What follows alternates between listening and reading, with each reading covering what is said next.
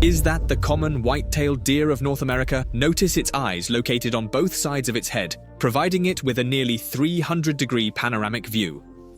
A survival instinct evolved over millions of years, but what if the deer you see looks like this? Its eyes are in front of its face like a wolf, or like us humans. In these eyes, there's no prey's panic. Instead, it's assessing you, scrutinizing you, locking you as its prey. This is our target today, the flying deer, a lurker in the Appalachian shadows, a disguiser in the dark. It's not an ancient legend, but a modern nightmare, spreading right under our noses. In recent years, sightings of it online on the internet have nearly doubled, facing the panic. The US Centers for Disease Control (CDC) gave an official explanation. A virus called chronic wasting disease is spreading in North American deer. It's a prion disease causing fatal neurological symptoms, leading to weight loss in deer, stumbling gait, and total loss of fear towards humans. This explanation sounds perfect, matching the sighting reports of strangely behaving deer. But is a disease name just a perfect smokescreen? Viruses explain behavior but can't explain the anatomical anomalies that defy biological norms. Countless witnesses insist what they saw was more than just a sick deer. Today we'll delve into this mystery, tear apart the official story, examine ignored sightings to piece together the flying deer's true form. Is it a virus victim or an unprecedented top predator that knows how to disguise as prey?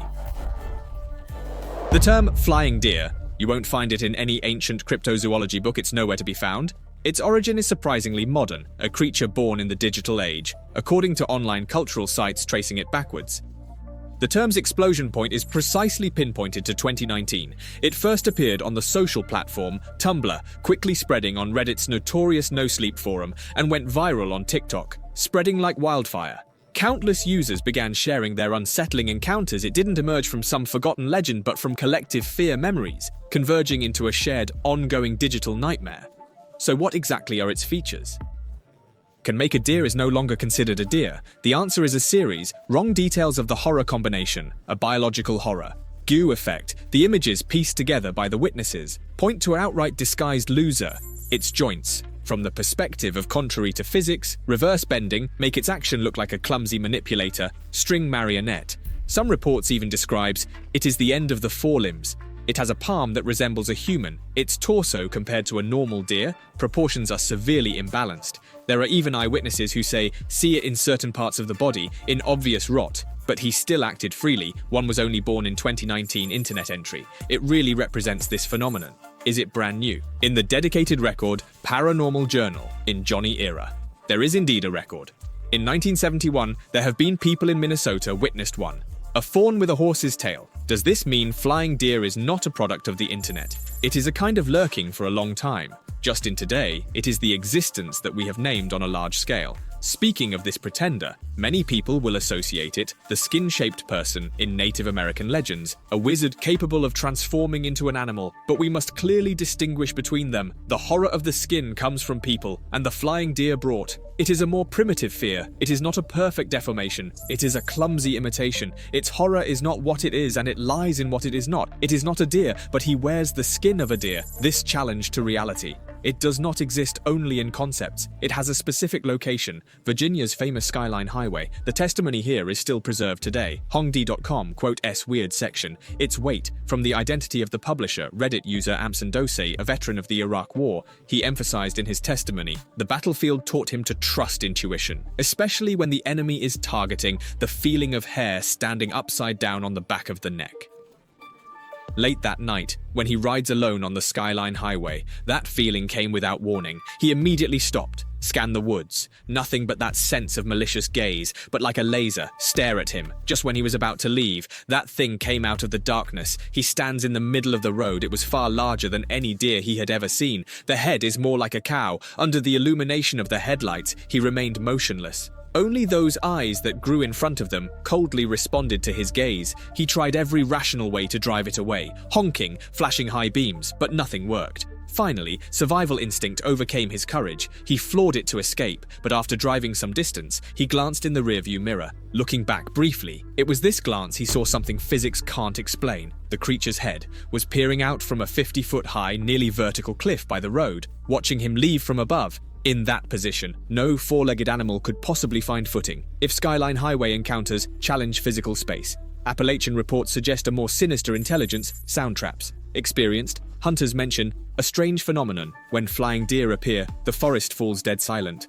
All insect, bird, and wind sounds vanish in an instant, creating an absolute quiet death zone. And in this dead silence, the only sound comes from the imposter itself. Reports say it mimics a baby's cry or a woman's scream for help, a cunning hunting strategy, exploiting basic human emotions. This reminds us of, in Us, national parks, those mysterious disappearances, the missing 411 cases. How many people heard cries for help before vanishing in the forest? An anonymous user shared a childhood memory with his grandfather in Quebec, Canada. They encountered in the woods an unusually large deer. His experienced hunter grandfather, upon seeing it, turned pale. First reaction wasn't to shoot, but to quietly retreat with him. On the way, Grandpa warned quietly, "It's learning our speech." Soon after, Grandpa went alone into the mountains, never to return. Grandpa's warning and those baby cries. All clues point to a theory more terrifying than any ghost story. This creature not only mimics deer, it's learning human language, using it as a hunting tool. A beast that can peer from cliffs, a hunter mimicking human cries. When these pieces align, any single explanation seems inadequate to form a complete picture. We must boldly hypothesize. The first hypothesis. Most revolutionary YouTube's Witch proposes if the flying deer isn't a pretender but a new kind of predator, the core evidence is the pair of eyes in front of its face. A hallmark of top predators, an unthinkable silhouette emerges. Flying deer might be a cervid re-evolved into a carnivore. This isn't without precedent, according to a US National Academy study. Mediterranean cave goats in harsh environments evolved similar frontal eyes. If goats can change nature, then in the vast Appalachian range, might a deer population have taken a different evolutionary path? The second explanation is most officially accepted. All stems from chronic wasting disease, according to US Geological Survey tracking. This disease can zombify deer, causing fear of humans. More bizarre descriptions are attributed to psychological suggestion. When you believe forest monsters exist, a sick deer in dim light can be distorted in memory. However, this seemingly airtight scientific loop falters before extreme sighting reports. It appears weak and pale.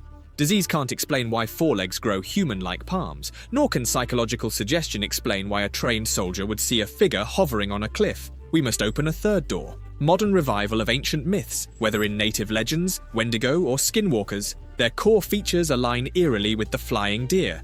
Skilled at mimicry, bizarre in form, luring prey with human voices. Perhaps flying deer is just a new name for an ancient monster, but the biggest question is, the flying deer concept exploded online in 2019, yet not a single undisputable image exists, making its identity more puzzling. Is it an ancient entity, rediscovered after centuries, or is it the most successful online horror story? It's like a courtroom, veterans and hunters on one side with unsettling testimonies, unshakable science on the other. Let's compare veteran sightings with biology. Textbooks state deer eyes are on the sides, a prey animal trait, but the battlefield survivor swears that thing, it's a pair of eyes staring straight ahead, focused intently. That's a hunter's trademark, so the question is the textbook wrong or a trained soldier hallucinating at a life or death moment?